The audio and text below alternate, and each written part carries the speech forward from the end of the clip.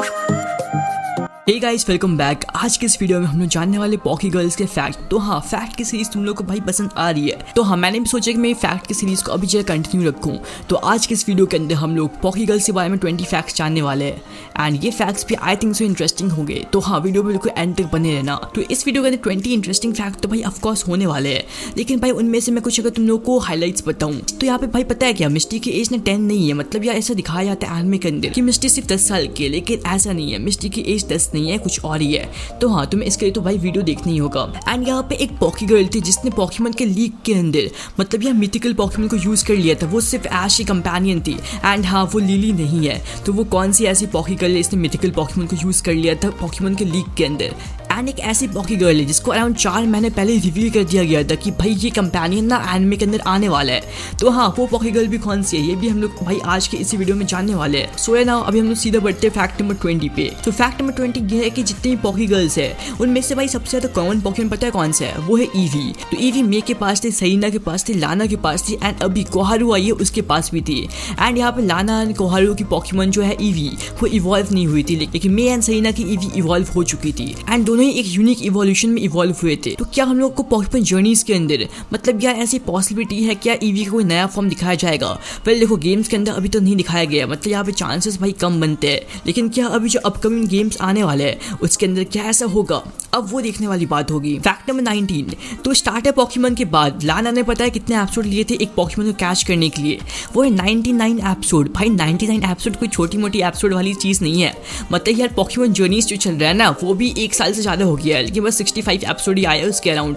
लेकिन 99 एपिसोड भाई ये बहुत लंबा होता है। लेकिन लाना ने अपने स्टार्टर पॉकीमन के बाद एक पॉकीमन को कैच करने के लिए 99 एपिसोड्स लिए थे। एंड इसके बाद जो लिस्ट में नंबर 2 पे है वो है सरीना। सरीना ने अपने स्टार्टर पॉकीमन को लेने के बाद 47 एपिसोड लिए थे दूसरे पॉकीमन को कैच करने के लिए। ये भी भाई बहुत ही बड़ा नंबर है। Fact number 18। लिली अभी तक की फर्स्ट ऐसी पॉकी गर्ल है जो ना ही टीम लीडर है, ना ही ट्रायल कैप्टन, ना ही चैंपियन और ना ही मेन प्रोटैगनिस्ट। मतलब गेम्स के अंदर देखा जाए तो अगर हम लोग गेम्स के अंदर देखे तो मिस्टी जिम लीडर है, आइस चैंपियन थी एंड यहीं पे Dawn and May main protagonist होते गेम्स के अंदर and Mallow and Lana trial captain. लेकिन लिली इनमें से कुछ भी नहीं है। एंड फैक्ट नंबर 17 भाई इसी से जुड़ा हुआ है। तो कोहारू भी फर्स्ट अभी तक की मेन पॉकी गर्ल है जो भाई गेम में एग्जिस्ट करते ही नहीं है। मतलब यार सभी पॉकीमॉन्स एटलीस्ट गेम में तो एग्जिस्ट करते हैं, लेकिन कोहारू गेम के अंदर भाई है ही नहीं। पॉकीमॉन कंपनी यहाँ पे अपना क्या दिमाग लगा रही है वो भाई देखने वाली बात है।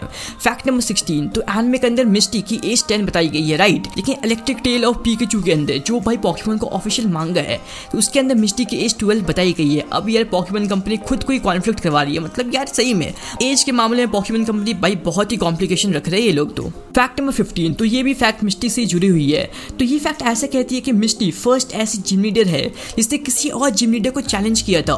तो मिस्टी ने डोरियन यानी कि कोस्टलाइन सिटी के जिम को चैलेंज किया था एंड वो मैच टाई हुआ था। तो कोस्टलाइन सिटी जो जिम है वो ब्लैकथॉर्न सिटी के आसपास यानी कि जोटो में एग्जिस्ट करता था। तो हाँ, वो कोई ऑफिशियल जिम नहीं था, वो एक स्पिन ऑफ जिम था, लेकिन फिर भी मिस्टी फर्स्ट ऐसी जिम लीडर थी जिसने किसी और जिम लीडर को चैलेंज किया था। Fact number 14। सरीना अभी तक की ऐसी फर्स्ट पॉकी गर्ल है जिसने किसी और सीजन में कम बैक नहीं किया है। एंड क्या पॉकीमॉन जर्नीज में ऐसा होगा? भाई देखो यार, मैं खुद चाहता हूँ सरीना कम बैक करे पॉकीमॉन जर्नीज में एंड मेरे ख्याल से तुम लोग भाई यही चाहते होगे।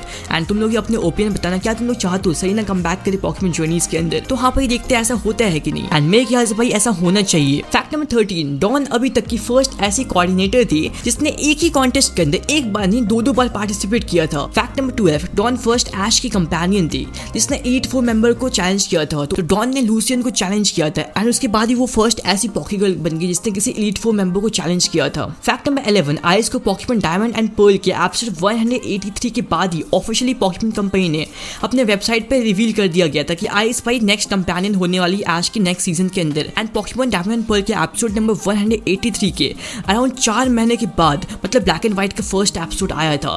तो हम ऐसा कह सकते हैं कि भाई आइस को 4 महीने पहले ही रिवील कर दिया गया था पॉकीमॉन कंपनी के द्वारा। Fact number 10। मैलो ऐसी फर्स्ट पॉकीमॉन ट्रेनर थी जिसने पॉकीमॉन लीग के अंदर किसी वाइल्ड पॉकीमॉन को यूज किया था एंड पॉकीमॉन लीग के अंदर ही वो फर्स्ट ऐसी पॉकी गर्ल बनी जिसने किसी मिथिकल पॉकीमॉन को यूज किया था पॉकीमॉन लीग के अंदर। ये भाई एक बहुत ही बड़ी बात होती है। एंड मिथिकल पॉकीमॉन को पॉकीमॉन लीग के अंदर मतलब मैलो से पहले अगर किसी ने यूज किया था वो है टोबियस। लेकिन हाँ वो ऑफकोर्स पॉकी गर्ल नहीं है, उसका भाई जेंडर चेंज नहीं करना। फैक्ट नंबर 9, तो हाँ ये पॉकीमोन के हिंदी डब से जुड़ा हुआ एक फैक्ट है।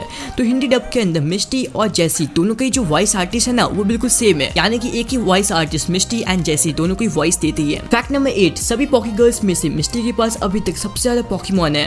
एंड अगर हम लोग मेल कैरेक्टर्स की बात करें तब भाई तुम लोगों को पता है कि यहाँ पे गो भाई मेल कैरेक्टर में आता है कि इसके पास सबसे ज्यादा पॉकीमोन्स है आज के सभी मेल फ्रेंड्स में से, क्योंकि भाई ये तो आरकेस को भी नहीं छोड़ेगा। आरकेस आ जाए तो गो तो यही बोलेगा कि ये तो भाई कुछ नहीं है, ये तो मेरे सामने कुछ भी नहीं है, इसको तो मैं एक नॉर्मल पॉकीबॉल से पकड़ लूंगा। गो के तो भाई अलग ही चर्चे है। फैक्ट नंबर 7, आज के सभी फ्रेंड्स में से मेल के पास सबसे ज्यादा स्टार्टर पॉकीमोन्स है।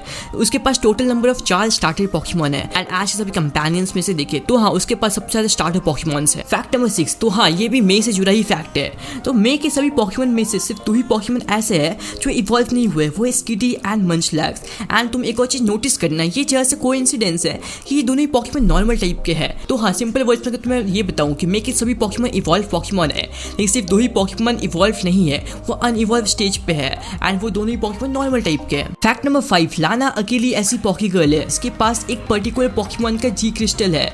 मतलब ऐश के ऐसे फ्रेंड्स में देखे तो भाई देखो अगर मैं एग्जांपल दूं कि ऐश के पास इलेक्ट्रियम जी था, लेकिन उस इलेक्ट्रियम जी से ऐश सिर्फ पिकाचू को ही नहीं, ऐश जितने भी इलेक्ट्रिक टाइप पॉकीमोन है उनके साथ जी क्रिस्टल यूज कर सकता था। लेकिन जो लाना के पास था वो है प्राइमरीना का जी क्रिस्टल, तो उस जी क्रिस्टल को वो सिर्फ प्राइमरीना पे ही यूज कर सकती थी और किसी पॉकीमोन पे नहीं। तो मेरा कहने का ये मतलब है कि जो एक पर्टिकुलर पॉकीमोन का जी क्रिस्टल होता है तो ऐश के सभी फ्रेंड्स में से सिर्फ और सिर्फ लाना के पास ही था। फैक्ट नंबर 4, मैलो और लिली दोनों ही सभी मेन कैरेक्टर्स में से सबसे कम पॉकीमोन्स ओन करते हैं। एंड ऑफिशियली इन लोगों के पास सिर्फ एक ही पॉकीमोन है। एंड बाकी पॉकीमोन इन्होंने जो यूज किया वो चाहे तो इनका डिफरेंट पॉकीमोन था या फिर टेम्परेरी पॉकीमोन था। फैक्ट नंबर 3, तो जब भी किसी पॉकी गर्ल ने हिडन किया है तो उसका भाई एक ना एक बार फाइट टीम रॉकेट से पक्का होता है। लेकिन डॉन एंड आइस अकेले ऐसे पॉकी गर्ल्स है जिनका फाइट टीम रॉकेट से नहीं हुआ उनके रिटर्न पे। फैक्ट नंबर 2, एक फैनमेड मांगा थी जिसको 2018 के अंदर पब्लिश किया गया था। एंड उस मांगा में सभी पॉकी गर्ल्स को भाई इंक्लूड किया गया था, मतलब यार जितनी पॉकी गर्ल्स 2018 तक पॉकीमोन एनिमे के अंदर दिखाई गई थी सभी को इसमें इंक्लूड किया गया था। एंड उस मांगा की जो पॉपुलैरिटी थी वो भाई पॉकीमोन के जो ऑफिशियल एक मांगा है इलेक्ट्रिक टेल ऑफ पिकाचू उसको क्रॉस कर गई थी। एंड इस पॉपुलैरिटी के चलते पॉकीमोन कंपनी ने उस मांगा के ऊपर कॉपीराइट लगा दिया था। एंड उसके बाद उस मांगा की जो पब्लिकेशन थी उसको भी रोक दी थी पॉकीमोन कंपनी ने। अब देखो मेरे ओपिनियन में भाई पॉकीमोन कंपनी ने ये थोड़ा सा गलत किया, मतलब यार वो क्रिएटर ने बताया था उस मांगा को एंड उसको इतनी यार पॉपुलैरिटी मिल रही थी तो भाई पॉकीमोन कंपनी को उस पर कॉपीराइट एटलीस्ट नहीं लगाना चाहिए था। बिकॉज यार देखो उसमें जो स्टोरी थी वो बिल्कुल उसकी स्टोरी थी, लेकिन हाँ पॉकीमोन के जो नाम है उनके राइट्स तो भाई पॉकीमोन कंपनी के पास ही है। तो ये सब बात छोड़ो, फैक्ट नंबर 1 के ऊपर हम लोग बढ़ते हैं। सभी पॉकी गर्ल्स जब फर्स्ट टाइम ऐश से मिले हैं तो मिस्टी में और डॉन, तो ये लोग जब first time Ash and Pikachu से मिले, पिकाचू ने फर्स्ट एपिसोड में भाई इनकी बाइसाइकिल को बिल्कुल तबाही कर दी थी। एंड आइरिस ऐसी कंपेनियन थे जिसको भाई पिकाचू ने थंडर शॉक दे दिया था। लेकिन जनरेशन 6 तक सिर्फ और सिर्फ सरीना ही ऐसी कंपेनियन थी जिसको पिकाचू ने किसी भी तरीके से हार्म नहीं पहुंचाया था। एंड हाँ जनरेशन 7 एंड जनरेशन 8 में भाई कुछ ऐसी हुआ, इनके भी जो पॉकी गर्ल्स थे उनको भी भाई पिकाचू ने बिल्कुल भी हार्म नहीं पहुंचाया। सो या ये थे कुछ पॉकी गर्ल्स के फैक्ट। एंड इनमें से तुम लोगों को सबसे इंटरेस्टिंग फैक्ट्स कौन सी लगी एंड हाँ तुम लोगों को फेवरेट पॉकी गर्ल कौन सा है ये मुझे भाई कमेंट्स पक्का बताना। एंड आज का पॉकी क्विज भाई तुम लोग के सामने है एंड पिछले पॉकी क्विज के विनर्स भी। तो अगर तुम लोग को वीडियो पसंद आ रही होगी तो भाई तुम लोग लाइक करना एंड हाँ वीडियो को शेयर किया करो अपने दोस्तों को ताकि उन लोगों को भी फैक्ट्स पता चले। तो या मैं मिलता हूँ अगली वीडियो में, तब तक के लिए this is it Galaxy signing out.